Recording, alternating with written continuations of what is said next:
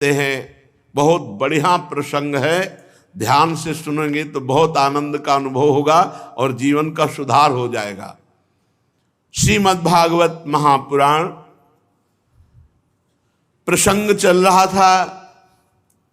अजामिल जी ने देखा कि यमदूत अंतर ध्यान हो गए, भगवान के दिव्य दो पार्षद पार्श्व में विराजमान है। साष्टांग चरणों में दंडवत किया और कुछ कहना चाह रहा था।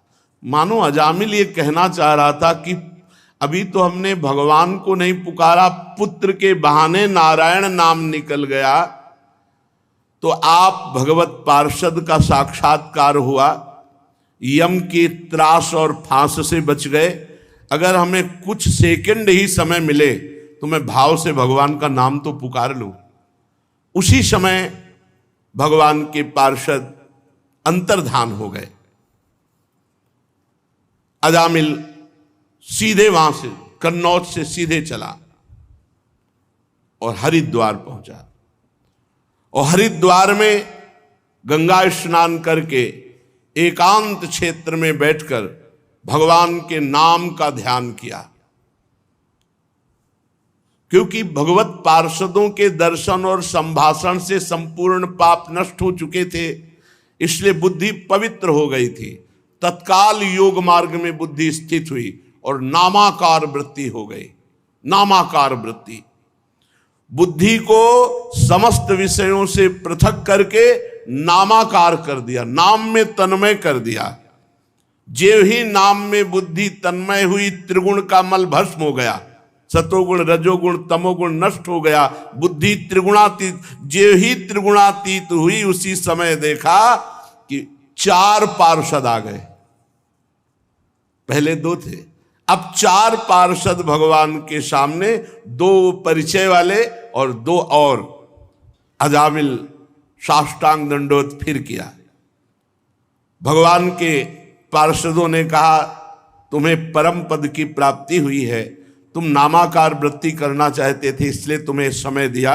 चलो देखो, ये भगवान का विमान आया है, वैकुंठाधिपति भगवान नारायण का विमान। हाथ पकड़ करके अजामिल को विमान पे बैठाला और भगवान के परम धाम में अजामिल जाकर विराजमान। पुत्र के बहाने नारायण पुकारा तो परम धाम परम पद मिला। अब आप विचार कीजिए, वैश्या के संसर्ग से अजामिल के सारे पुण्य नष्ट हो गए थे, नरक में गिरने वाला था, निंदनीय कर्म, पर भगवान के एक नाम उच्चारण मात्र से ऐसा संयोग बना, पार्षद आए, समय मिला, नामाकार वृत्ति की, भगवान की प्राप्ति हो गई। जो लोग इस संसार में दुख से, शोक से, भय से मुक्त होना चाहते हैं, बहुत ध्यान पूर्वक इसको बैठा लीजिए, सार बात है। नातः परम कर्म निबंध कृंतनम मुमुक्षताम तीर्थ पदानुकीर्तनात् नायत पुनः कर्म सुसज्जते मनो रजस्तमोभ्याम कलिलम ततोन्यथा। तीर्थपाद भगवान के नाम का कीर्तन, नाम का जप, इससे बढ़कर कोई साधन नहीं है। जो इस संसार से मुक्त होना चाहता है, दुखों से, शोक से, भय से मुक्त होना चाहता है, उसे एकमात्र भगवान के नाम का कीर्तन, नाम का जप करना चाहिए। नाम का आश्रय लेने से मनुष्य फिर कर्म बंधन के पचड़ों में नहीं पड़ता। जिसने भगवान का नाम ले लिया महान बन जाएगा। और कोई प्रायश्चित ऐसा नहीं जो रजोगुण तमोगुण को नष्ट करके पाप का पूरा नाश कर सके। इतना केवल सामर्थ्य भगवान के नाम में ही है। श्री परमहंस सुखदेव जी महाराज राजा परीक्षित से कहते हैं, ये बड़ा गोपनीय प्रसंग मैंने तुम्हें सुनाया है। या एवं परमम गुह्यमितिहास मघापहम ये जो चरित्र सुनेगा उसके नाम में प्रीति जरूर होगी, और जिसके नाम में प्रीति हुई और निश्चित परम पद को प्राप्त करेगा। समस्त पापों का नाश करने वाला अत्यंत गोपनीय ये चरित्र हमने सुनाया। जो पुरुष श्रद्धा और भक्ति के साथ इस चरित्र का श्रवण करेगा, कथन करेगा, वो कोई कैसा भी पापी क्यों न हो कभी नरक नहीं जा सकता। यमराज के दूत तो आंख उठाकर भी उसकी ओर नहीं देख सकते। उस पुरुष का जीवन चाहे कितना पापमय रहा हो, जो भगवान नाम उच्चारण करेगा, इस चरित्र को सुनेगा, वो निश्चित वैकुंठ की प्राप्ति करेगा। परीक्षित देखो, अजामिल जैसे पापी ने मृत्यु के समय पुत्र के बहाने नारायण नाम उच्चारण किया तो उसे वैकुंठ की प्राप्ति हो गई। फिर जो श्रद्धा के साथ भगवान नाम जपते हैं उनको क्यों नहीं भगवत प्राप्ति हो जाएगी। अब तो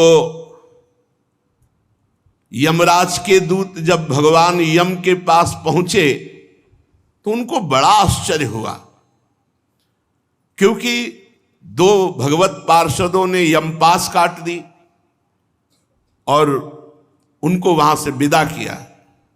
एक तरह से यमराज के दूतों का अपमान ही तो हुआ।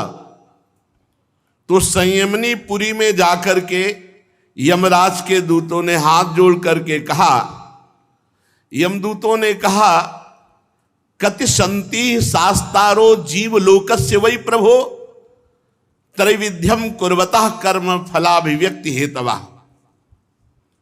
प्रभु, ये दंड देने वाले कितने स्वामी हैं इस विश्व में? क्योंकि अभी तक तो मैं यही मानता था कि आप ही दंड देने वाले स्वामी हैं। संसार के जीव तीन प्रकार के पाप कर्म करते हैं। निषिद्ध, मनमानी, वासना से प्रेरित, इन सबको हम नरक लाते हैं। कोई पुण्य कर्म करता है तो देवलोक जाता है, कोई मिश्रित कर्म करता है पाप पुण्य तो मनुष्य लोक जाता है। हम ये मनमानी वासनाकृत पाप करने वालों को यहां जबरदस्ती लाते हैं और दंड देते हैं। प्रभु, लेकिन दंड देने वाला शासक तो केवल आप ही है। अगर और कोई दंड देने वाला शासक होगा तो फिर व्यवस्था ठीक नहीं बन पाएगी। प्रभु, ये क्या हुआ कि मैं जैसे इस पापी को बांध कर ला रहा था तो दो देवेश्वर प्रकट हो गए और उन्होंने यमपास काट दिया और हमको डांट लगाई। संसार में कितने नियामक हैं, कितने ईश्वर हैं, कितने स्वामी हैं। उन सिद्धों ने आपकी मर्यादा का उल्लंघन किया, यमपास काट दी। प्रभु, आपका उल्लंघन कर सके कोई ऐसा त्रिभुवन में नहीं है। मैं उस पापी को यातना गृह की ओर ले जा रहा था, उन्होंने बलपूर्वक मुझे रोक लिया। मैं ये जानना चाहता हूं कि क्या आप अधिकारी हैं या आपसे भी बढ़कर कोई अधिकारी है?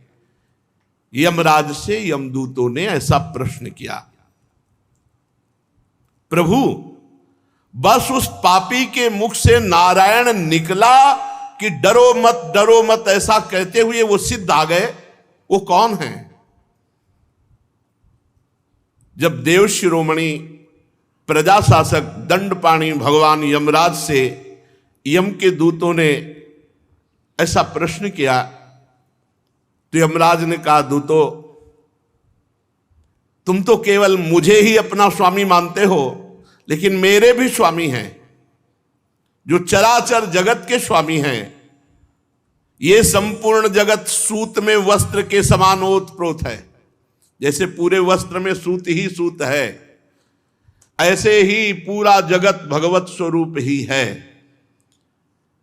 उन्हीं भगवान के अंश से ब्रह्मा जगत का सृजन करते हैं, उन्हीं भगवान के अंश से विष्णु पालन करते हैं, उन्हीं भगवान के अंश से शंकर जी इसका संहार करते हैं।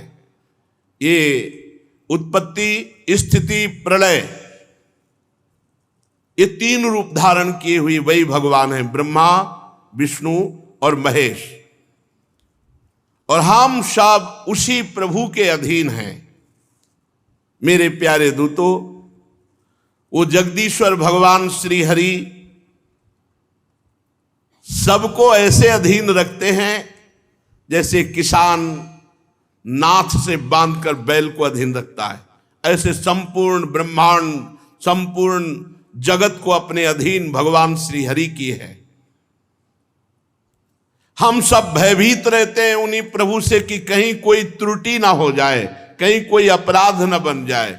दूतों, मैं यमराज, देवराज इंद्र, निरिति, वरुण, चंद्रमा, अग्नि, शंकर, वायु, सूर्य, ब्रह्मा, 12 आदित्य, विश्व देवता, 8 वसु, साध्य, 49 मरुत, सिद्धजन, 11 रुद्र, रजोगुण तमोगुण रहित भृगु आदि महर्षि, बड़े बड़े देवता, ये सब उन्हीं भगवान के अधीन है। और कोई ये नहीं जान सकता कि भगवान कब क्या करना चाहते हैं। दूतों, जब ये ईश्वर कोटि के जन नहीं जान पाते तो औरों की तो बात ही क्या है।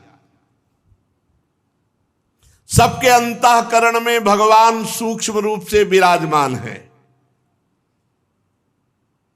एक भक्त ने प्रश्न किया था एकांतिक में कि भगवान कहते हैं यहीं विराजमान है, तो हैं कहां? हमें तो नहीं दिखाई देते। तो दूध में घी विराजमान है, कहां दिखाओ?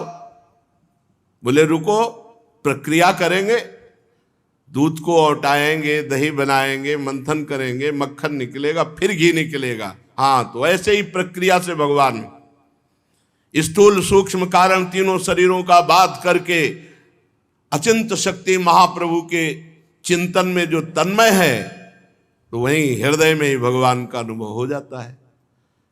जैसे मेहंदी के रेसे रेसे में लालिमा है, लेकिन आप चीर कर देख लो कहीं लाली दिखाई दे। प्रक्रिया है, प्रक्रिया करोगे तो हाथ में रखकर 30-40 मिनट बाद धो के देखो, लाल हो जाएगा। ऐसे ही परमात्मा सर्वत्र विराजमान है। साधन करो, भगवत चिंतन करो, असाधनों का त्याग करो, अभी देखो आपको अनुभव में आने लगेंगे प्रभु हृदय में ही विराजमान। सबके हृदय में भगवान साक्षी रूप से विराजमान है। कोई भी प्राणी इंद्री, मन, प्राण, हृदय या वाणी आदि के द्वारा उनको नहीं जान सकता। उनका चिंतन करे और कृपा करे तो उनको जान सकता है।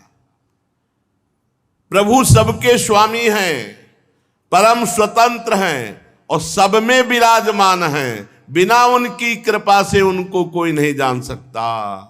सोई जा नहीं जेहि देहु जनाई, वही जान सकता है जिसे भगवान कृपा करके जना दे।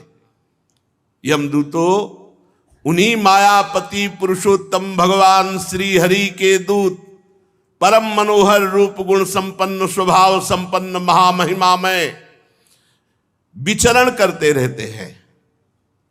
अगर कोई भी भगवान नाम जापक है और उसको कोई कष्ट देना चाहे तो भगवान के पार्षद गुप्त रूप से विचरण करते रहते, तत्काल उनकी रक्षा करते हैं। अलौकिक पार्षदों का दर्शन बड़ा दुर्लभ है। वे भगवान के भक्त जनों को उनके शत्रुओं से, मुझ यमराज से, अग्नि आदि भारी भारी विपत्तियों से सुरक्षित रखते हैं। भगवान के पार्षद स्वयं भगवान ने धर्म की मर्यादा का निर्माण किया है। ना तो कोई ऋषि जानते हैं, ना कोई देवता, ना सिद्धगण, पूर्ण तो भगवान ही जानते हैं। ऐसी स्थिति में कोई मनुष्य, विद्याधर, चारण, असुर आदि भगवान को कैसे जान सकते हैं? भगवान के द्वारा स्थापित सूक्ष्म धर्म को कैसे जान सकते हैं?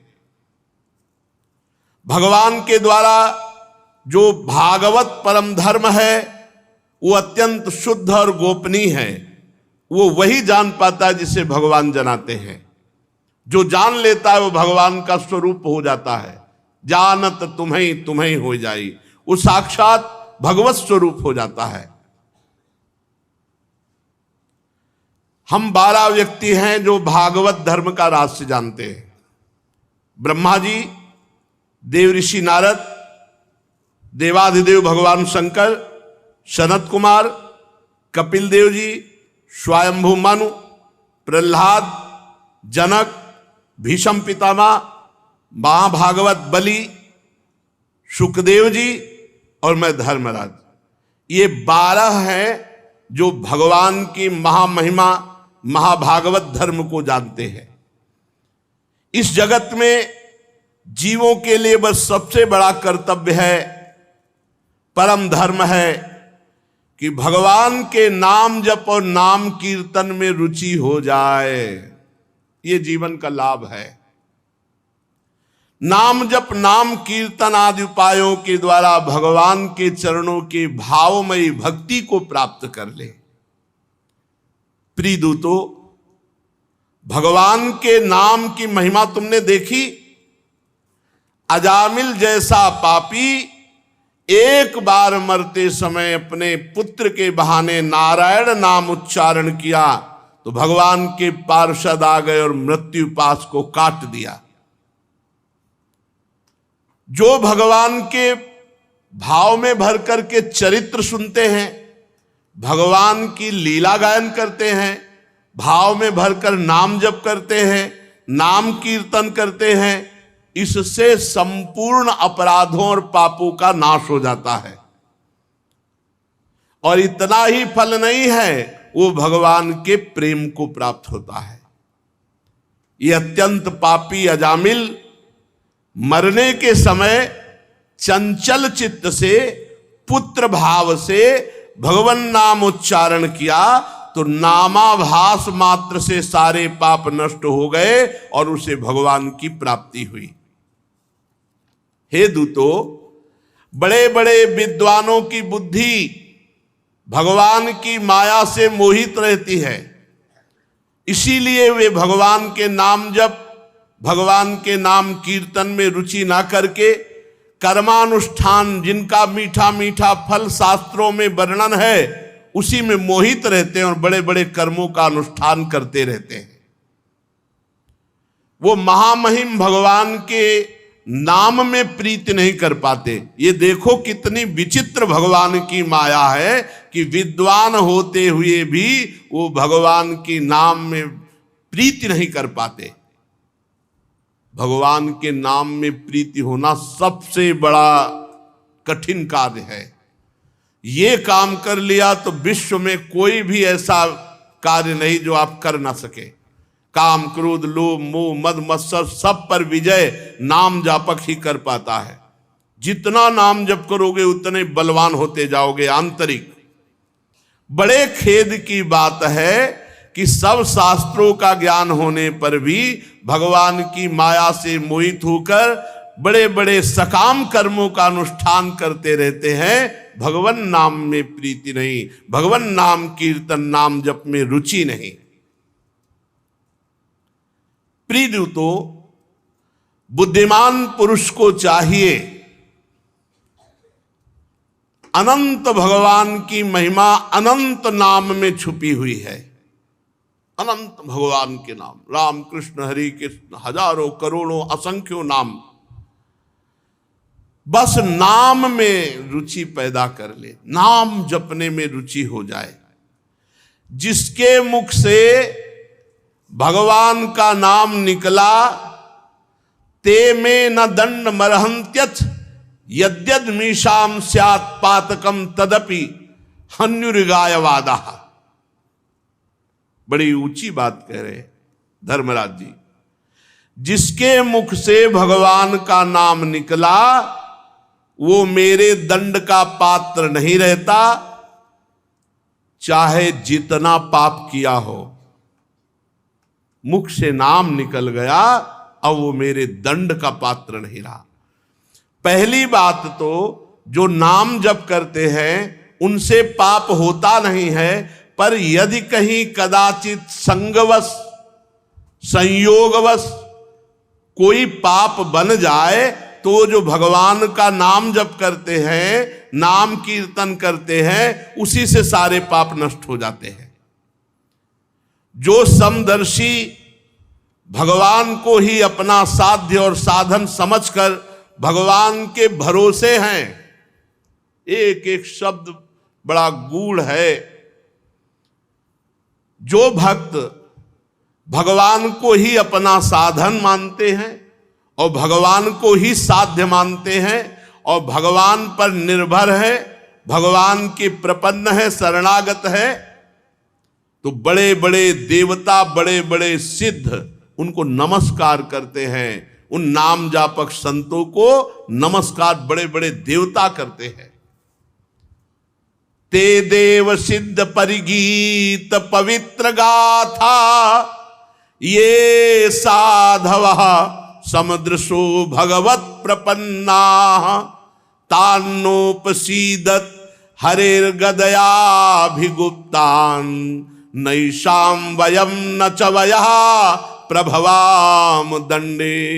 आहा, मेरे दूतों, जो भगवान का नाम जप करते हैं, भगवान को ही अपना साधन और साध्य मानते हैं, भगवान की शरण में है, तो बड़े बड़े सिद्ध देवता, बड़े बड़े सिद्ध ऋषि मुनि उसके यश का गान करते हैं, उसको नमस्कार करते हैं। और भगवान गदा पाणी की, कौमोदकी गदा गुप्त रूप से उन भक्तों की रक्षा में रहती है। अये यमदूतो, तुम लोग कभी भूलकर मत फटकना।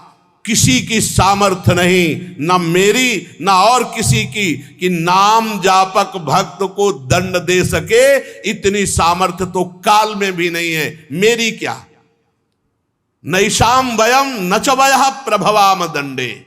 किसी का प्रभाव, किसी की सामर्थ्य नहीं कि नाम जापक को दंड दे सके। इसलिए भूल कर तुम मत जाना जिनके मुख से नाम निकल रहा है उनके पास। बड़े बड़े परमहंस दिव्य रस के लोभ से संपूर्ण जगत और शरीर आदि से अपनी अहमता ममता हटाकर अकिंचन होकर निरंतर भगवान मुकुंद के पादारविंद का मकरंद रस पान करते रहते हैं। कभी मत फटकना ऐसे के पास जो भगवान की कथा सुनते हैं, भगवान का नाम जप करते हैं, क्योंकि वहां भगवान की कौमोदकी गदा और सुदर्शन चक्र गुप्त रूप से रक्षा करते हैं। इसलिए यमदूतो वहां पास मत फटकना।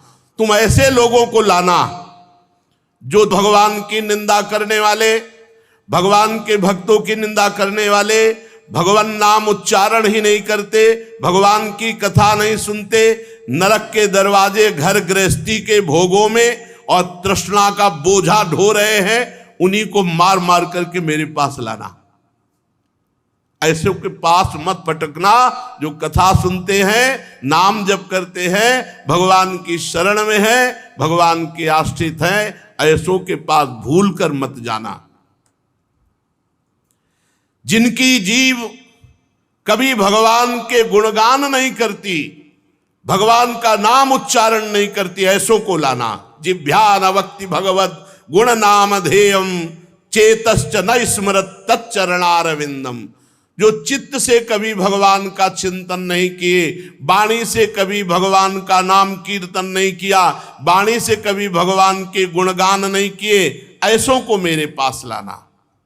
जिनका सिर कभी भगवान के भक्त संत महात्मा और भगवान के श्री विग्रह के सामने नहीं झुकता, ऐसे भगवत विमुख पापियों को मेरे पास लाना।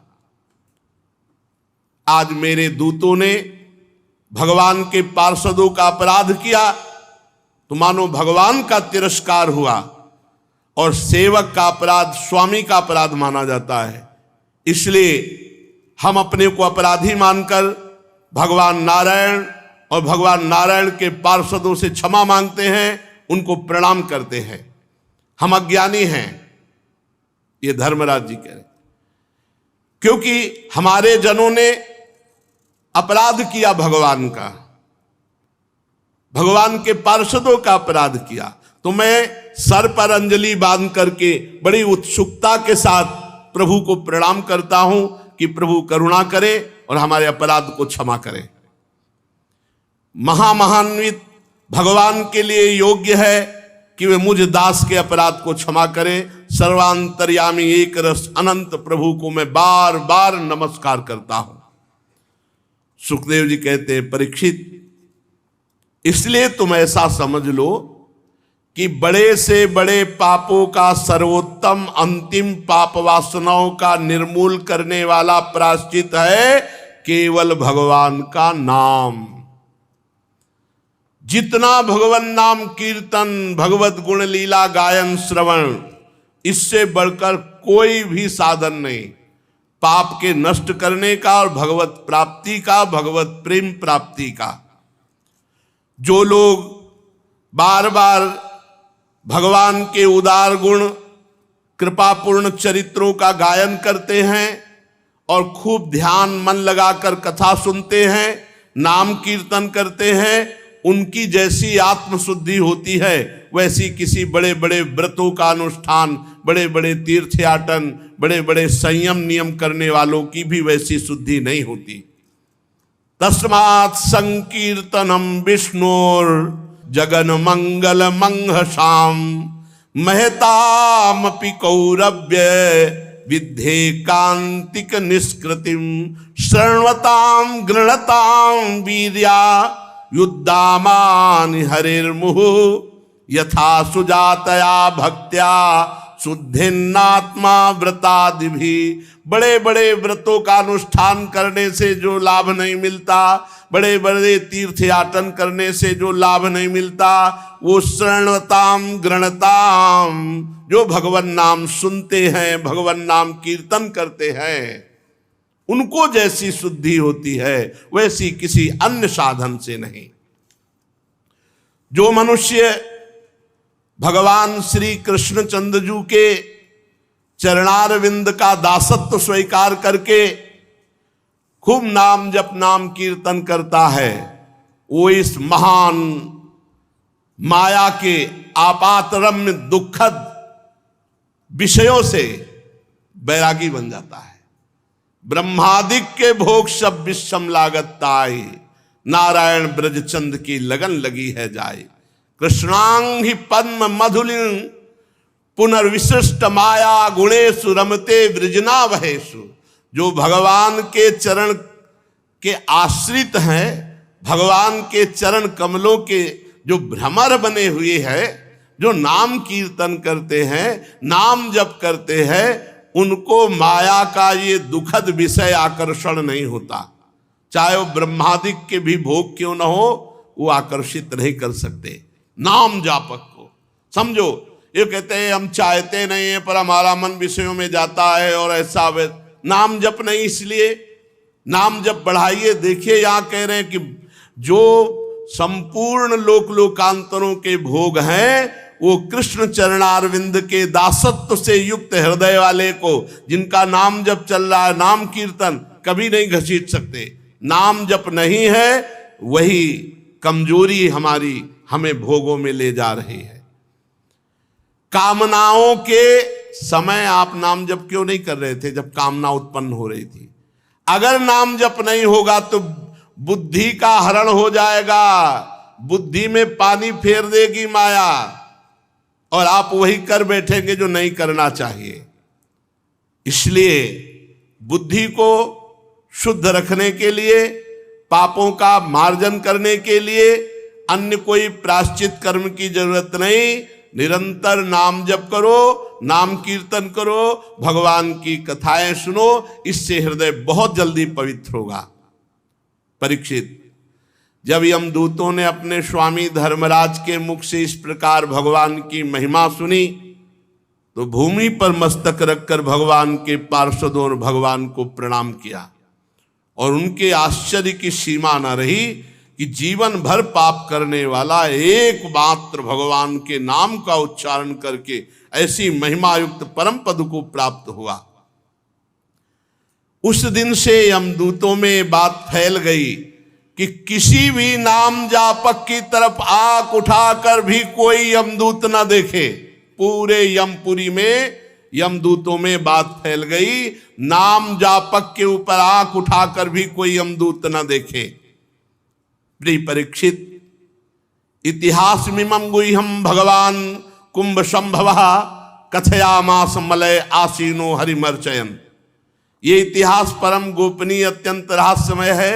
मलय पर्वत पर विराजमान भगवान अगस्त्य जी ने श्री हरि की पूजा करते समय मुझे ये सुनाया था, जो ये सुनेगा उसकी नाम में रति हो जाएगी, और नाम में रति हुई तो भगवान में रति हो जाएगी। राजा परीक्षित जी ने पूछा, आपने संक्षेप में तीसरे स्कंद में इस बात का वर्णन किया था कि स्वयंभू मनवंतर में देवता, असुर, मनुष्य, सर्प, पशु, पक्षी आदि की सृष्टि कैसे हुई। प्रभु, मैं थोड़ा और विस्तार से जानना चाहता हूं। श्री सुखदेव जी ने कहा, राजा प्राचीन वर्ग के 10 पुत्र, जिनका नाम प्रचेता था, पीछे आपने सुना, और वो समुद्र में खड़े होकर भगवान शंकर के द्वारा बताए हुए रुद्र गीत से आराधना कर रहे थे। 10,000 वर्ष तक समुद्र में खड़े होकर उस मंत्र का जप करते हुए आराधना की। तो जब बाहर निकले तो देखा वृक्ष ही वृक्ष, कहीं ऐसी जगह नहीं जहां वृक्ष ना हो। तो उनको वृक्षों पर बड़ा क्रोध आया, प्रचेतागणों को, और उन्होंने अपने तपोबल से क्रोधाग्नि प्रकट करके वृक्षों में आग लगा दी। वायु और अग्नि का संकल्प किया तो वायु और अग्नि वृक्षों को भस्म करने लगी। हर बात में कोई न कोई रहस्य होता है। ये भगवान की आराधना करके निकले, भगवान का साक्षात्कार हुआ, अचानक इनको क्रोध आ गया। इसमें भी भगवान की इच्छा है। उर्पेरक रघुवंश विभूषण, प्रचेताओं के संकल्प से वायु और अग्नि का जे भी संकल्प किया, संपूर्ण वृक्षों में आग लग गई। तो वृक्षों के राजाधिराज हैं चंद्रमा। तत्काल चंद्रमा वृक्षों से कहा कि जो हमारे द्वारा पालन की हुई कन्या है वो इनको प्रदान कर दो, इनका क्रोध शांत हो जाएगा।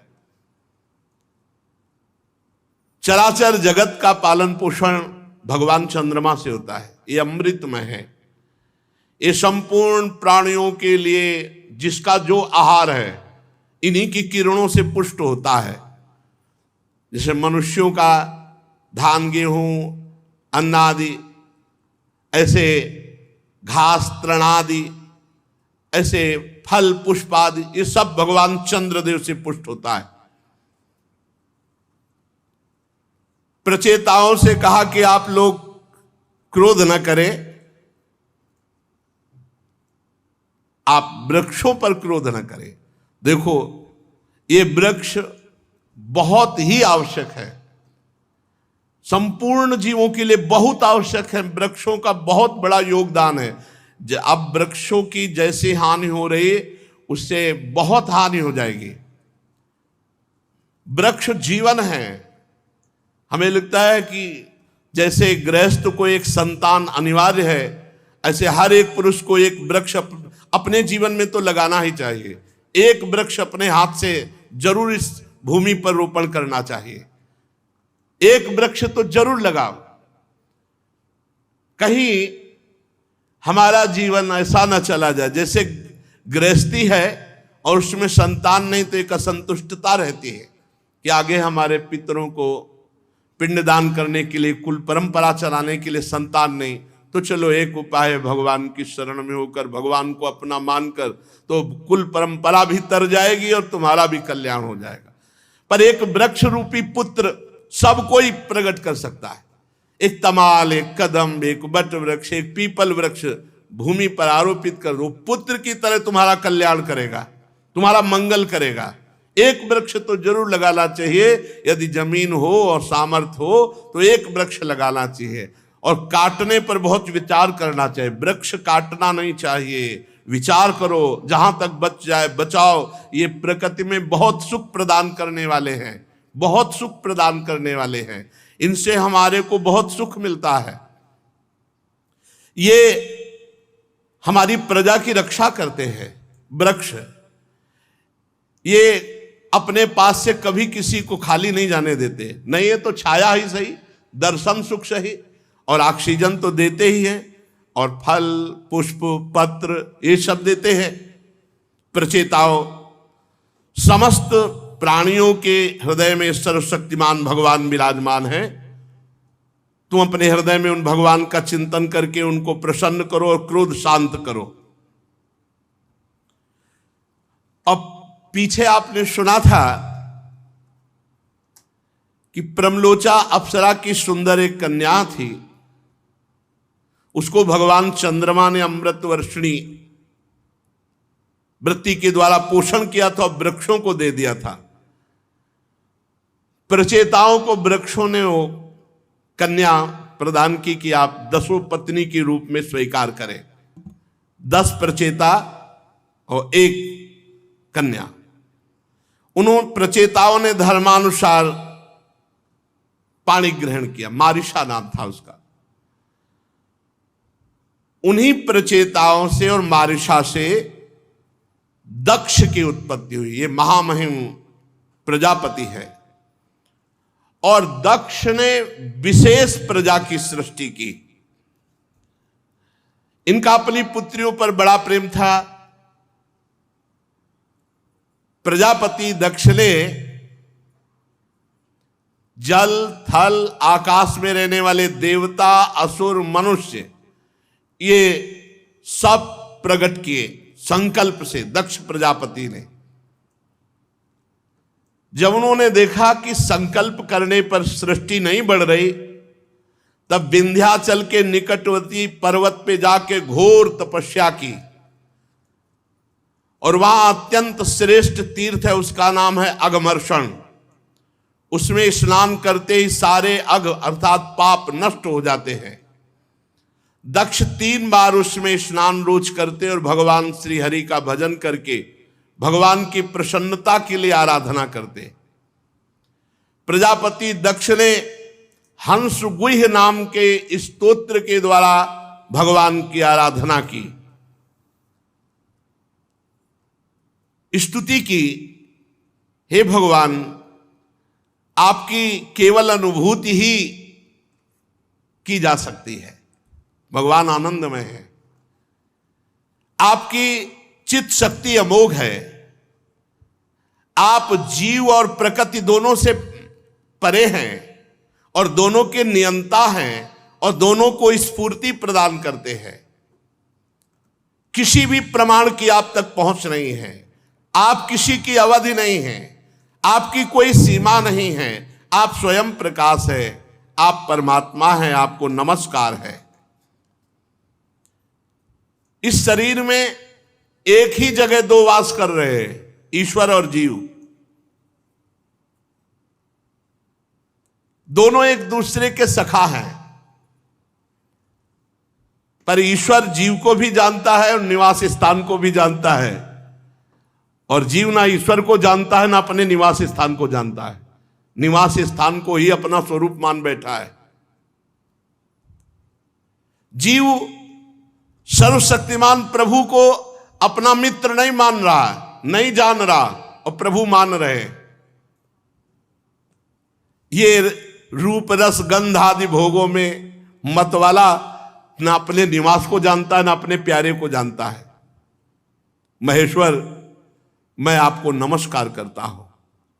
देह अर्थात शरीर, प्राण, पंच प्राण, इंद्रियां, अंतःकरण की वृत्तियां, पंचमहाभूत, तन्मात्राएं, ये सब मायाकृत हैं, ये सब जड़ हैं, और इसी को इस जीव ने मैं मान लिया है।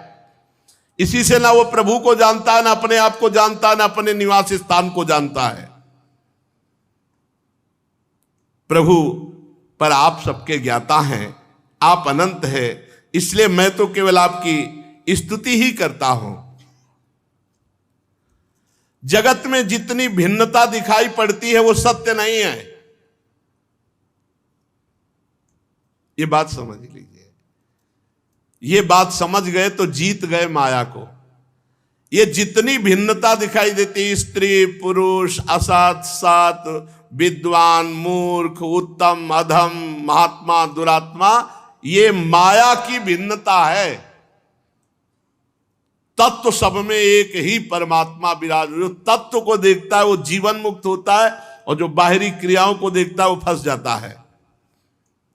जितनी भिन्नताएं हैं सब माया की हैं, और जो इन भिन्नताओं का निषेध कर दे तो जो बचता है वो आप परमात्मा हैं।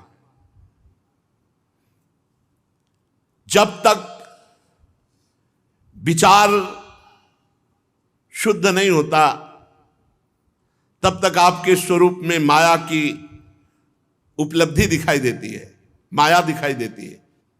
जब तक शुद्ध विचार नहीं होता तब तक परमात्मा में माया ही दिखाई देती है। सारे नाम, सारे रूप, चराचर जगत केवल आप बने हुए हैं। यह बात कैसे समझ में आ रही? केवल आप बने हुए। प्रभु आप प्रसन्न होइए, मेरे को दृष्टि दीजिए, केवल आप है। जो कुछ वाणी से कहा जाता है, जो कुछ मन से सोचा जाता है, जो कुछ बुद्धि से निश्चय किया जाता है, जो कुछ इंद्रियों से ग्रहण किया जाता है, वो सब माया ही है। माया में गो गोचर जहां लगो मन जाई, सो सब माया जानो भाई। इससे आपके स्वरूप को नहीं जाना जा सकता।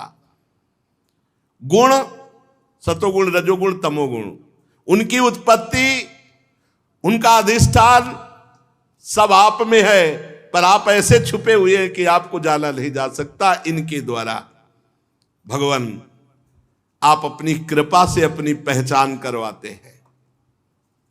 इसीलिए जो जान गया वो ये देखता है कि बनाने वाले आप हैं और बनने वाले भी आप हैं।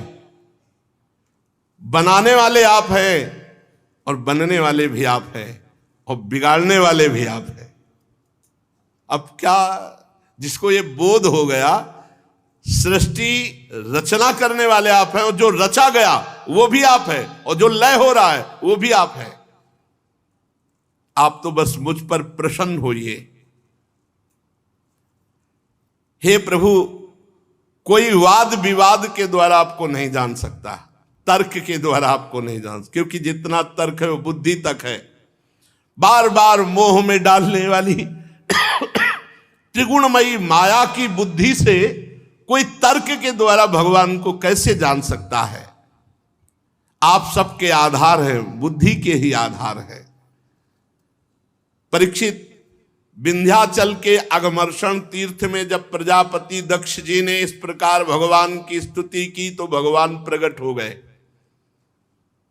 उस समय भगवान गरुड़ के कंधे पर चरण रखे हुए, विशाल एवं हृष्ट पुष्ट अष्टभुजा, चक्र, शंख, तलवार, ढाल, बाण, धनुष, पास, गदा, आठों भुजाओं में धारण किए हुए थे। सुदर्शन चक्र, पांचजन्य शंख, तलवार, ढाल, बाण, धनुष, पास, कौमुद की गदा, 8 अस्त्र 8 भुजाओं में। वर्षाकालीन मेघ के समान श्यामल शरीर पर पीतांबर फहरा रहा था। मुखमंडल प्रफुल्लित, नेत्रों में प्रसाद की वर्षा, घुटनों तक लंबी बनमाला लटक रही, वक्षस्थल पर श्रीवत्स का चिन्ह, गले में कौस्तुभ मणि, बहुमूल्य किरीट, मस्तक पर, हाथों में कंगन, कानों में मकराकृत कुंडल और कमर में करधनी, अंगूठी, अंगुलियों पर कड़े, नूपुर, बाजूबंद, सब आभूषणों से सुशोभित बड़ा सुंदर रूप भगवान श्री हरि का। त्रिभुवनपति भगवान त्रैलोक विमोहन रूप धारण किए हुए गरुड़ पर विराजमान हैं, और गरुड़ जी के चारों ओर नारद जी, नंद, सुनंद आदि दिव्य पार्षद भगवान की स्तुति कर रहे हैं। इंद्र आदि देवेश्वर पुष्पों की वर्षा कर रहे हैं। बड़ा आश्चर्य में अलौकिक रूप देखकर प्रजापति दक्ष जी सहम गए। फिर आनंद से भरकर भगवान के चरणों में साष्टांग दंडवत किया। प्रजापति दक्ष के आनंद के उद्रेक से अश्रुधारा बह रही थी। नम्रता से झुककर भगवान के सामने खड़े हुए। भगवान सबके हृदय की बात जानते ही हैं।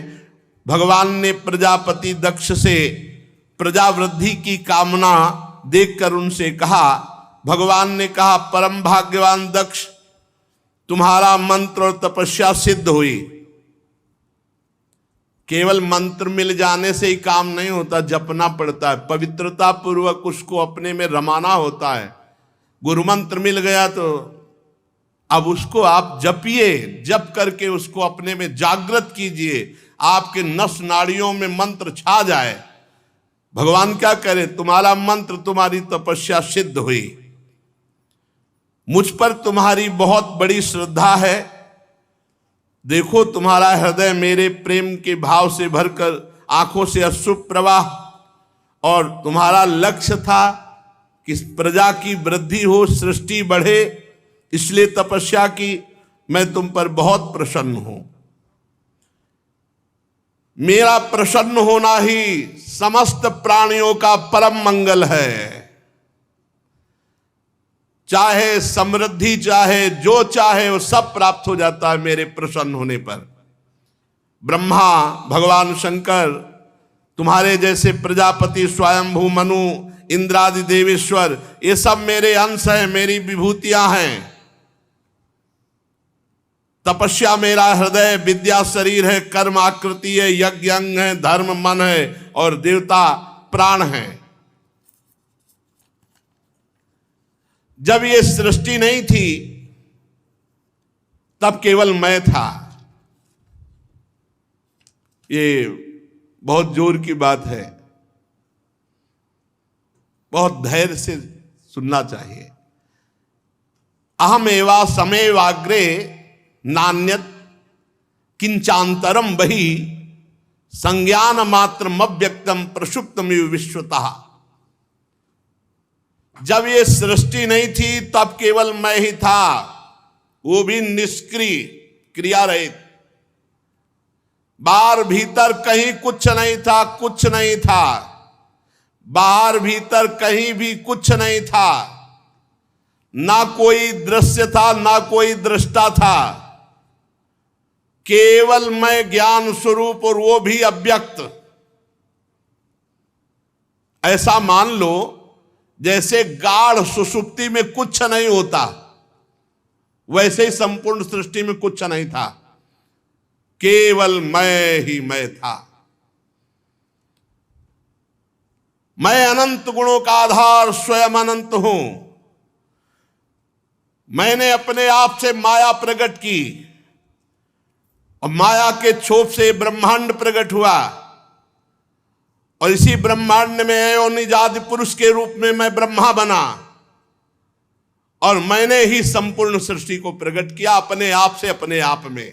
जब सृष्टि नहीं थी मैं ही मैं था, जब सृष्टि नहीं रहेगी तो मैं ही मैं रहूंगा, और बीच में जो कुछ प्रकट हुआ सब मैं हूं। इतना ज्ञान हो जाए बस जीवन मुक्त हो गया। और ये बात तभी समझ में आएगी जब तपस्या होगी। बिना घोर तप के ये कोई नहीं जान सकता। इसीलिए ब्रह्मा जी भी प्रकट होकर पहले तप किए, और उस तपस्या के प्रभाव से 9 प्रजापतियों की सृष्टि की। दक्ष, ये पंचजन प्रजापति की कन्या अश्विनी है, तुम इसे पत्नी रूप में ग्रहण करो, और गृहस्थोचित स्त्री सहवास रूप धर्म से अब सृष्टि प्रकट करो। अब बहुत सी सृष्टि तुम्हारे द्वारा प्रकट होगी। मानसिक सृष्टि हो गई, अब तुम स्त्री पुरुष के संयोग से सृष्टि उत्पन्न करो। ये हमारी बहुत बड़ी सेवा होगी। देखो यहां गृहस्थी में ध्यान रखना है।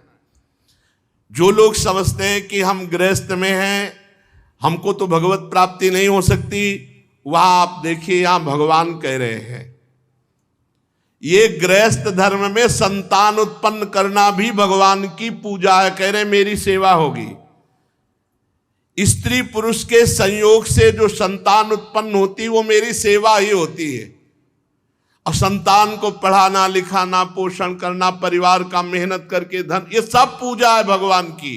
मन मानो, तुम अहंकार मत करो। नाथ सकल संपदा तुम्हारी, मैं सेवक समेत सुत नारी। बढ़िया भगवत प्राप्ति हो जाएगी। नाम जप करो और धर्म पूर्वक आचरण करो।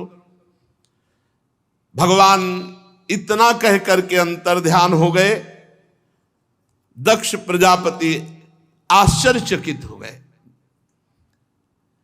इतना प्रेम विह्वल है कि खड़े रहने की भी सामर्थ्य दक्ष प्रजापति में नहीं, भगवान के दर्शन के आनंद से। फिर भगवान ने जैसी आज्ञा की थी, पंचजन की पुत्री अशिकनी से विवाह किया और समय आने पर एक एक करके 10,000 पुत्र उत्पन्न किए, क्योंकि सृष्टि विस्तार के लिए भगवान ने आज्ञा की। अब ये सभी पुत्र बड़े ही पवित्र स्वभाव वाले, एक स्वभाव सबका, एक आचरण, पवित्र भाव। दक्ष प्रजापति ने कहा कि संतान उत्पन्न करने के लिए, प्रजा बढ़ाने के लिए पहले तुम्हें तपस्या करनी चाहिए। जाओ, 10,000 पुत्रों को आदेश किया, तप परायण हो, फिर आकर सृष्टि बढ़ाओ।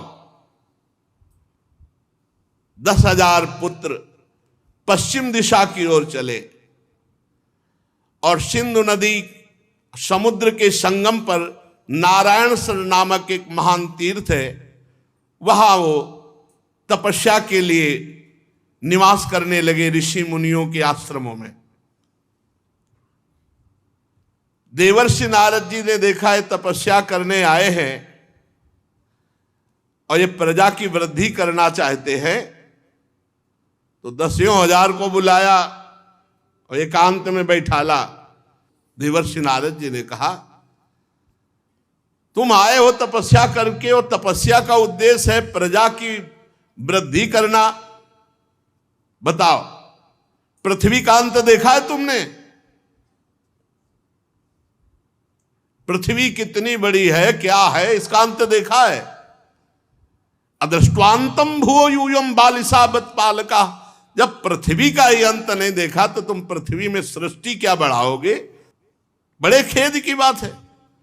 एक ऐसा देश है जिसमें एक ही पुरुष है, देखा है? उनका फिर क्या तुम तपस्या करने? एक ऐसा देश है जिसमें एक ही पुरुष है। पृथ्वी का अंत देखा? बोले नहीं देखा। बोले एक ऐसा बिल है जिसमें प्रवेश होने के बाद बाहर का रास्ता ही खत्म, निकल ही नहीं सकता, देखा है? बोले नहीं देखा। एक ऐसी स्त्री है जो बहुरूपिणी है, उससे बच नहीं सकता, फंसा लेगी, देखा है? बोले नहीं देखा। बोले एक ऐसा पुरुष है जो व्यभिचारिणी का पति है, देखा है? बोले नहीं देखा। बोले एक ऐसी नदी है जो आगे पीछे दोनों ओर बहती है, देखा है? बोले नहीं देखा। बोले एक ऐसा विचित्र घर है जिसमें 25 पदार्थ भरे रहते हैं, 25 पदार्थों से बना है, देखा है? बोले नहीं। बोले एक ऐसा हंस है जिसकी बड़ी कहानी विचित्र है, देखा है? बोले नहीं। बोले एक ऐसा चक्र है जो छुरे एवं वज्र से भी कठोर है और वो घूमता रहता, सबको काटता रहता है, देखा है? बोले नहीं। तो बोले मूर्ख हो, फिर क्या देखा है तुमने, क्या समझा है तुमने? तुम्हारे पिता तुम्हें जो आदेश किए हैं उसके अनुसार सृष्टि तभी कर सकोगे जब हमारे प्रश्नों को समझ पाओगे। परीक्षित हर्यश्व जन्म से बड़े बुद्धिमान थे। देवर्षि नारद जी को गुरु बनाया और उनके गूढ़ वचनों पर सब विचार करने लगे। उन्होंने विचार करके खोज पाया कि ये लिंग शरीर है जिसे जीव अपना स्वरूप मान बैठा और ये आत्मा का अनादि बंधन है और इसका विनाश देखता नहीं कोई, शरीर में राग करके बैठता है। अगर विनाश देखे कि इसका नाश हो जाएगा तो भजन में लग के भगवान को प्राप्त कर ले। इसलिए पृथ्वी का अंत नहीं देखा, अर्थात इस शरीर को मैं मान करके इसका अंत नहीं जो देखता, विनाश भाव इस पे नहीं लाता, वो भजन में रुचि नहीं कर पाता, और भजन में रुचि किए बिना जीवन व्यर्थ है। एक ऐसा देश है जिसमें एक ही पुरुष रहता है, तो सचमुच सचमुच ये तीन अवस्थाएं, जागृत, स्वप्न, सुषुप्ति, इसमें एक ही पुरुष है परमात्मा, जो हर समय जागता रहता है। न वो सुषुप्ति, न उसमें स्वप्न, न वो जागरण, वो हर समय दिव्य में जागता रहता है। तीनों अवस्थाओं में जो एक जैसा रहता है, जो त्रिगुणातीत है, जो कालातीत है। ये तो जीव अभिमानी है, तीनों गुणों में फंसा हुआ है, तीनों कालों में फंसा हुआ है। जो जागता रहता है एक नगर में एक ही पुरुष, वो एक नगर में एक ही परम पुरुष परमात्मा है। सचमुच वो ईश्वर ही है, सबका आश्रय है, परंतु उसे कोई नहीं जानता है। वही भगवान है जो प्रकृति से अतीत नित्य मुक्त परमात्मा को देखे बिना अन्य कार्यों में अपना जीवन अर्पित कर देता है। उसका जीवन व्यर्थ है, व्यर्थ जीवन है। और एक बिल ऐसा है जिसमें घुसने के बाद कोई आज तक वापस नहीं आता, वो है माया। इस माया रूपी बिल में एक बार जो घुसा तो नए नए देश, जैसे नीचे पाताल तल वितल सुतल लोक है, नए नए खेल माया के, नए नए आकर्षण माया के, निकल ही नहीं पाया, लौट ही नहीं पाया अभी तक। जैसे कोई पाताल में प्रवेश कर पावे तो लौट नहीं पाता, ऐसे जीव इस संसार रूपी बिल में एक बार प्रवेश किया, वापस नहीं लौट पाया। ऐसा ये माया ठगनी का रचा हुआ संसार है, एक बार जो प्रवेश किया वापस नहीं लौट पाया, वापस नहीं लौटा। इसी शरीर में, इसी मन में, इसी इंद्रियों में इस कोट से फंस गया कि कभी वापस ही नहीं आ पाया। वो नारद जी ने जो कहा एक बिल है जिसमें प्रवेश करने के बाद वापस नहीं आया। वापस आने का मतलब अपने स्वरूप में स्थित हो जाना नहीं, बस वही स्त्री पुत्र परिवार राग धन मकान, इसी में सत्य मानकर फंस गया। एक स्त्री है जो बहुरूपिणी सबको फंसा लेती है, यही त्रिगुणात्मिका माया। कोई ऐसा नहीं है जिसको ये फंसा न ले। शिव विरंचिका मोहे को है बपुरान, अस जी जान भजी मायापति भगवान। ज्ञानी नाम चेतांश देवी भगवती ही सा।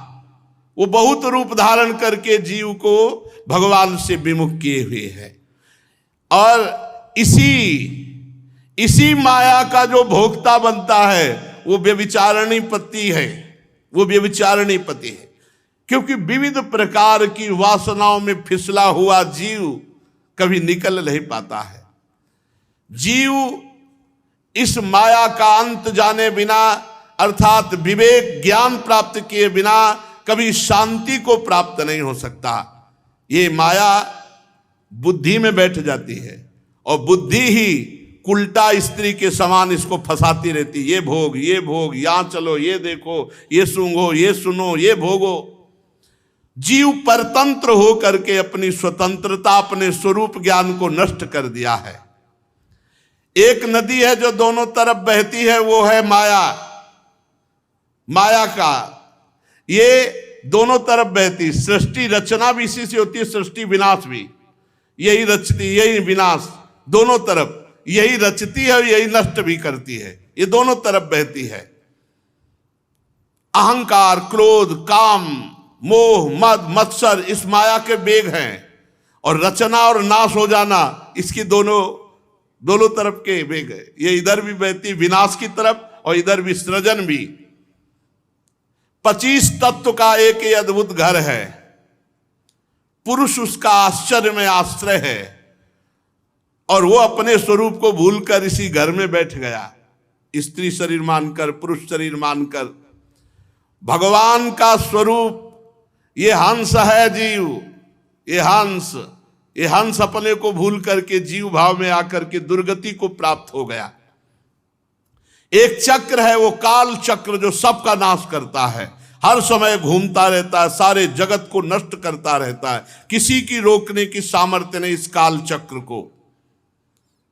इसलिए शास्त्र ही पिता है, और जो नए जन्म का निर्माण करता है। शास्त्र पिता अर्थात ज्ञान का उत्पन्न होना नया जन्म है। इसी जन्म से हमारा परम मंगल होगा। ज्ञान नहीं हुआ तो मरा हुआ व्यक्ति समझो। जिसके हृदय में ज्ञान नहीं तो बस गलत आचरण होते हुए दुर्गति को प्राप्त होता है। 10,000 ने नारद जी की परिक्रमा की, प्रणाम किया और कहा आज से हम सब सन्यासी, लौट के नहीं जाएंगे दक्ष के पास, अब भजन करेंगे। जान लिया आपने जो इशारा किया। और सब मोक्ष पथ के पथिक बन गए 10,000 पुत्र। और बड़ी तपस्या करके भगवान से वरदान मांग के पुत्र प्राप्त किए थे कि सृष्टि बढ़ेगी। वो नारद जी ने बीड़ा उठाई, नारायण नारायण श्री हरि श्री हरि, चल दिए 10,000 को बाबा जी बना दिए। दक्ष प्रजापति को मालूम हुआ कि मेरे शीलवान 10,000 पुत्रों को जो इतनी बड़ी तपस्या की थी उनको सबको संत बना दिया, मोक्ष पथगामी। बहुत व्याकुल हुए, बहुत हृदय में जलन हुई। ब्रह्मा जी ने बहुत समझाया, दक्ष प्रजापति को सांत्वना दी कि देखो हमारी कृपा से तुम में बल में कमी नहीं, और पुत्र प्रकट कर लो। तो अब 10,000 तो पहले प्रकट किए थे, अब 1,000 प्रकट हुए। 1,000 उनका नाम सबलाश्व था। वे भी अब दक्ष प्रजापति जी ने कहा कि तपस्या के द्वारा इस सृष्टि बढ़ती है, जाओ थोड़ी तपस्या करके आओ, फिर गृहस्थी में आओ और सृष्टि प्रकट करो। जो ये 1,000 पुत्र थे ये भी उसी दिशा की ओर गए। नारायण नारायण नारायण। देवर्षि नारद जी आ गए, नमस्कार किया सबने, बैठो बैठो। काहे के लिए आए हो? भगवान पिताजी ने आज्ञा की तपस्या करके पुत्र उत्पन्न करना। तुम्हारे बड़े भाई थे, तुम जानते हो? बोले हाँ 10,000 थे, सब 10,000 भगवान को प्राप्त हुए। तुम माया में मत फंसो। पुत्रों मैं जो उपदेश देता हूं, पहली बात तो छोटे भाई को बड़े भाई का अनुसरण करना चाहिए। तुम्हारे सब बड़े भाई बाबा जी बन गए, तुमको भी बाबा जी बनना चाहिए। बड़े भाइयों का अनुसरण करो। श्रेष्ठ वही है जो अपने बड़े भ्राता जो धर्मवान हो उनका अनुसरण करे। सबलाश्वों ने जो 1,000 थे उनको उपदेश किया देवर्षि नारद जी ने भगवान का भजन करने के लिए। तो वो सब इस मंत्र का जप करते हुए कि जो सबके अंतर्यामी विशुद्ध चित्त परमात्मा सबके हृदय में विराजमान परम हंस रूप से हैं, उन भगवान की हम आराधना करते हैं। हम नमस्कार पूर्वक ओंकार स्वरूप भगवान नारायण का ध्यान करते हैं जो सबकी आत्मा सर्वव्यापक परमहंस रूप हैं। मंत्र दिया को जाओ बेटा लंगोटी पहनो कमंडल लो, आप सरिस चाहें सबके। 1,000 को फिर बाबा जी बना दिया। अब वो वहां सृष्टि बढ़ाने के लिए बार बार संकल्प तपस्या सब लगा के पुत्र प्रकट करते हो, नारद जी बाबा जी बना देते हैं। इसीलिए भगवान के भक्तों का सानिध्य माया में नहीं फंसने देता। अब वो सब अंतर्मुख होकर के भगवान के चिंतन में आज तक नहीं लौटे। दक्ष प्रजापति को सूचना मिली कि 10,000 जिस मार्ग में गए थे 1,000 को और बाबा जी बना दिया नारद जी ने। अब इतने व्याकुल हुए और नारद जी के प्रति बहुत क्रोध आया और कहा चौपट कर दिया सारी तपस्या, हमारी तपस्या से पैदा किए थे। उन्होंने इतना शोक हुआ कि परम निर्मल महाभागवत नारद जी पर क्रोध के कारण ओर फड़कने लगे और संयोग वसात देवर्षि नारद जी उसी बीच में पहुंच गए। कैसे हो दक्ष प्रजापति? जैसे कोई न मान लो घाव करके नमक डाल दे। दक्ष प्रजापति ने कहा अहो असाधो साधु राम साधु लिंगे नस्त्वया। साधु का भेष धारण किए हुए ये सुनना पड़ता है भैया। गाली गलौज अपमान ये सब श्रृंगार है भगवान के मार्ग में। अहो असाधो साधु नाम साधु लिंगे नस्त्वया। साधुओं का बाना पहन रखा है, हो घोर असाधु। देवर्षि नारद जी को कहा हमारे भोले भाले बालकों को भिक्षुकों का मार्ग, सन्यासी बना दिया, बाबा जी बना दिया, बड़ा अपकार किया, हमारा बड़ा अमंगल किया। देखो, मोही आदमी चाहे जितना तपस्वी हो, दूसरे का लड़का भजन करे तो बोले तुम्हारे अहोभाग्य, तुम्हारा लड़का भजन करता है, वृंदावन भी जाता है। वो अपना लड़का माला उठा ले तो फिर कलेजे में क्या होता है देख ले। फिर लगेगा कि कहीं बाबा जी न बन जाए, कहीं घर द्वार न छोड़ दे। इसलिए एक कई आए हैं जो बताए कि माता पिता ने हमारा माला तोड़ दिया और कहा मोबाइल तोड़ दिया कि अगर सत्संग सुनोगे। ये तो पक्का है, बाबा जी बनो ना बनो, लेकिन एक अच्छे समाज सेवी, एक अच्छे भगवत भक्त, एक अच्छा जीवन निकल। और जो माता पिता भगवान का भजन नहीं बताते, अध्यात्म नहीं सुनने देते, वही लड़का जब बड़े होते तो थप्पड़िया के घर के बाहर निकाल देते हैं या अनाथालय भेजे आते हैं। अब दक्ष प्रजापति ने कहा कि तुम साधु का बाना बनाए हुए हो, साधु नहीं हो, तुम असाधु हो। तुमने हमारे बालकों को बाबा जी बना दिया, तुम्हें क्या ज्ञान है? दक्ष प्रजापति कह रहे, ब्रह्मचर्य रहने से ऋषि ऋण से मुक्त हुआ जाता है, यज्ञ करने से देव ऋण से मुक्त हुआ जाता है, और पुत्र उत्पन्न करने से पितृ ऋण से ऋण हुआ जाता है, और सेवा करने से माता पिता की मातृ ऋण से ऋण। ये सब ऋण बकाया है, तुमने उनको बाबा जी बना दिया। और आप भागवत में पढ़ लीजिए, भगवान कहते जो मेरा भजन करते सब ऋणों से वो मुक्त हो जाते हैं। महात्मा नारद जी को दक्ष जी गुस्सा में कहे ये पापा, तो सुनना पड़ेगा, ये सब सुनना पड़ता है। बहुत बढ़िया काम है, जीव को मंगल में रास्ता बता दे, अपने को गाली वाली मिल जाए तो क्या फर्क पड़ता है। बहुत गालियां सुननी पड़ी, ऐसा थोड़ी होता है, ये सब ये है ऐसा। तुमने हमारे बच्चों के दोनों लोकों को चौपट कर दिया, दक्ष प्रजापति ने कहा। तुम साधु दया नहीं तुम्हारे हृदय में, तुम साधु नहीं हो। ये मोही लोगों के निर्णय होते हैं।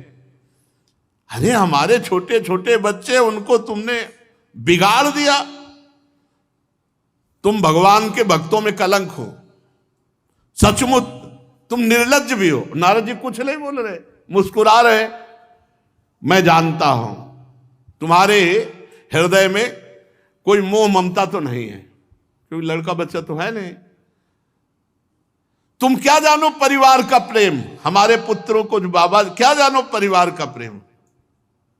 ठीक बात है, क्या जाने परिवार, लेकिन तुम नहीं जानते हो प्रेम किसे कहते हैं। तुम मोह से ग्रसित हो, इसलिए प्रेम को नहीं जानते हो। सच्चा प्रेम तो महात्मा ही करते हैं, जो भगवान के प्रेमी जन होते हैं, जन्म जन्म की बिगड़ी बना देते हैं। देखो माता पिता किस बात में सुखी होते हैं, अच्छा खवा दिया, अच्छा कपड़ा लत्ता, खूब डट के सो जाओ, जगाएंगे नहीं, माता पिता नहीं जगाएंगे।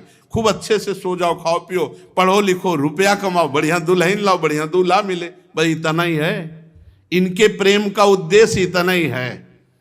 और अगर कहीं किसी संत महात्मा का कृपा प्रसाद प्राप्त हुआ तो वहीं रहते हुए अपने चित्त को भगवान में स्थित किया, या इतना प्रबल तीव्र वैराग्य जागृत कर दिया कि संपूर्ण संसार से अनंत जन्मों की बिगड़ी मिटा करके और भगवान की प्राप्ति, जन्म मरण के बंधन से मुक्त। झूठ मूठ वैराग्य का स्वांग भरा दिया हमारे बच्चों को, बहुत कड़ुआ बोल रहे और ज्ञान की बातें भी कह रहे हैं। नारद विषय भोग का अनुभव किए हुए जब वैराग्य लिया जाता है तो सच्चा वैराग्य होता है, और जिसने विषय भोग ही नहीं किया उनको वैराग्य बना दिया, उनका बीच में मन बिगड़ेगा तो यह है विषयी पुरुष का तर्क।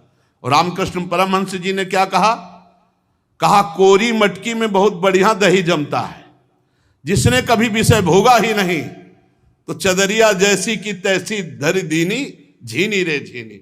क्या उस महापुरुष का जीवन जिसने कभी विषय संयोग ही नहीं किया, बलिहार है उसके चरणों में। क्या जाने विषयी पुरुष उस मार्ग को जिसने कभी विषय का संयोग ही नहीं किया, आजीवन भगवान के लिए अपने शरीर को वस्त्र की तरह पवित्र रखकर भगवान के चरणों में वापस कर दिया। सा तरत सा लोकांतारयति। जाओ मैं तुम्हें साप देता हूं, दक्ष प्रजापति भजनानंदी हैं, भगवान का भजन किए हैं, लेकिन मोह से ग्रसित है।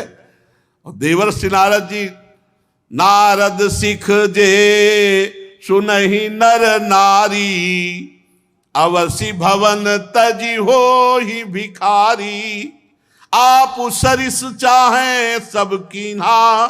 सबको भगवत भक्त, जाओ मैं श्राप देता हूं, तुम कहीं ठहर नहीं सकते बहुत समय तक, 2 घड़ी से ज्यादा नहीं टिक सकते कहीं, पूरे जीवन जाओ भटकते रहोगे। 2 घड़ी से ज्यादा नहीं, 48 मिनट से ज्यादा नहीं। नारद जी ने कहा 48 मिनट में तो हम काम कर देंगे। 48 मिनट का हमें मिल गया तो इतने में तो हम 10,000 और 1,000 सबको भगवान का भक्त सन्यासी बना दिया। श्री सुखदेव जी कहते, परीक्षित ये महान संत शिरोमणि देवर्षि नारद जी ने है।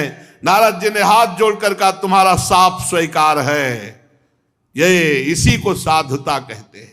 एतावान साधुवादो ही तितिक्षेतेश्वरा स्वयं, यही साधुता है कि दूसरों का मंगल करके स्वयं साफ स्वीकार कर लिया। प्रजापति दक्ष ने नारद जी को शाप दे दिया, पर नारद जी को गुस्सा नहीं आया, मुस्कुराते रहे और हाथ जोड़कर कहा, आपके शाप को सिर पर स्वीकार करते। शेष चर्चा आगे। श्याधा वल्लभ लाल।